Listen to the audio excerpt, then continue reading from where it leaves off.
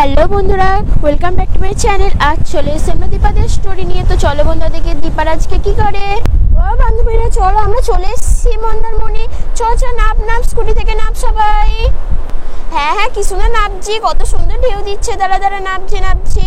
চল, লাগেজগুলো আমি সব হোটেলে রাখতে দিয়ে দিয়েছি। এবারে তো কি করবি, এত সুন্দর হাওয়া দিচ্ছে, মনে তো এখনই চানটা করি।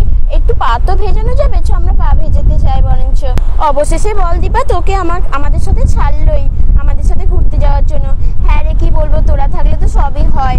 তো চ বরঞ্চ, তোরা ছিলিস বলে আমি আজকে ঘুরতে এলাম, নাহলে তো আমার মা ছাড়তোই না, জানিস তো আমার মাকে। হ্যাঁ, ওই জন্য তো বলছি, চ আগে আমরা ওইদিকে যাই।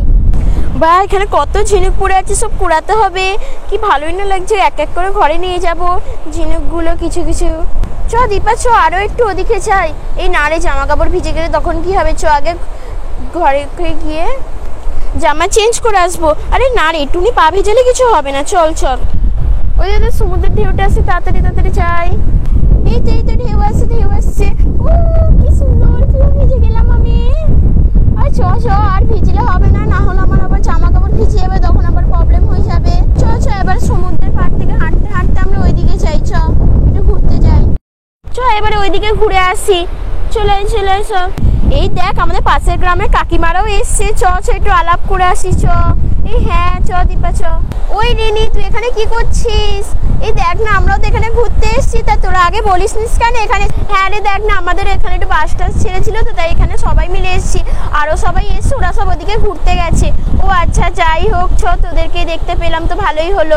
এই হ্যাঁ, চেয়ারে বস না, একটু গল্প করি।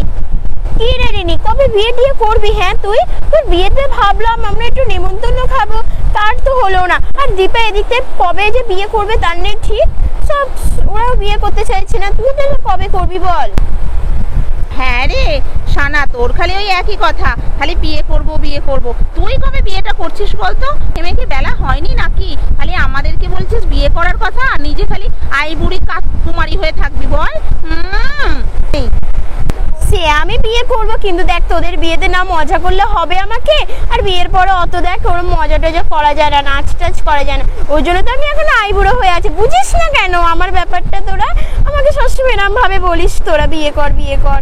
খুব সত্যি, তোরাও না পারিস বটে। আচ্ছা সানা, তুই যে খালি বিয়ে করছিস, তোর পড়াটা কি কমপ্লিট হয়েছে বলতো? পড়াশোনাটা আগে কতদূর করলি সেটা তো বল। এই চুপ কত রাধিকা, তোর খালি পড়া সবসময় করলে হয়? আর এমনিতেও দেখ না, এই যে বন্ধুদের সাথে ঘুরছি ফিরছি, এই না অনেকেই তো দেশ দেখে নিচ্ছি। আর অত পড়াশোনা আমার অত ভাল লাগে না। আর বলবি না পড়া নিয়ে সবসময়, তোর মুখে খালি পড়া। তুই পড়েছিস কতটা, ভালোই তো হয়েছে, তাহলে আবার কি আছে। ঠিক আছে, তোমাদের যে কালে 3 জন বন্ধু, তোমাদের আলাপ ছিল আগে থেকে, তার থেকে বরং তোমরা কথা বলো, আমি একটু ঘুরেই আসি। আমি তোমাদের আবার মধ্যিখানে এসে তোমাদের আবার গল্পে বিঘ্ন ঘটাচ্ছি কোথায়? তার থেকে চাই আমি উঠে পড়ি। না সেটা আবার কি কথা? তুমি আবার কি আমাদের কথায় মাঝখানে এসে ব্যাঘাত ঘটাবে? তুমি যদি যেতে চাও তাহলে যাও, আমি আর কি বলবো। যাই, আমি বলছি ওদিক থেকে একটু ঘুরে আসি, বেশ সমুদ্রের ধারগুলো বেশ ভালো লাগছে। চলে সান, আমরা রুমে যাই, না হলে তো আবার জামাটা ছাড়বো, চেঞ্জ করবো, তারপর তো আবার রেডি হয়ে আবার বেরোবো। চ হ্যাঁ রে, আসছি, আবার দেখা হবে তোর সাথে পরে, ঠিক আছে? আমি আসছি। চ এই পা দিয়ে হাঁটতে যাই, পাটাও ভিজে যাবে, আর কি সুন্দর সমুদ্রের জলটাও আসছে।